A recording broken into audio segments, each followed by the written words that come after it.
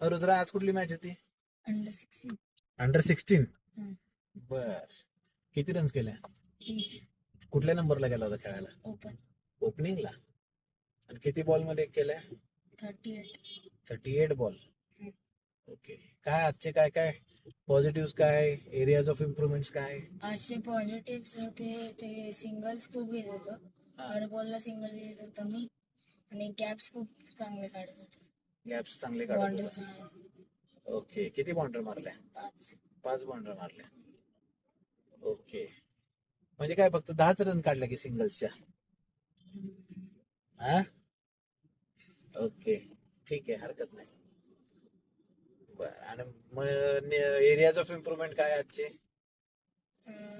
त्यांच्यातले 1-2 बॉलर्स फारच स्लो होते. हा. त्यांना खेळणं अवघड झालं. फास्टरला? पेसरच होते ते.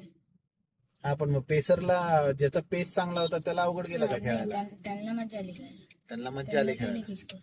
त्यांना स्कोर केला का? हो. मग जे मीडियम पेसर होते, स्लो बॉल टाकायचे, ते बॉल खेळायला अवघड झालं का तुला?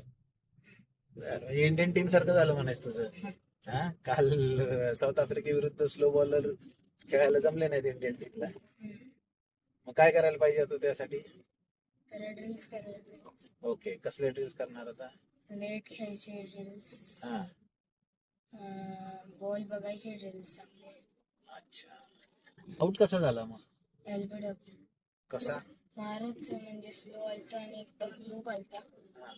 टप्पी पडून मला वाटलं लूप आहे तर उडेल बॉल. म्हणून मी बॅकफुटला घेऊन असा पुल मारायला जाणार होतो. पण तो बॉल खाली असा स्केट झाला आणि खाली राहिला. ते पिचच्या एक पॅचवरती बॉल उडतच नाही.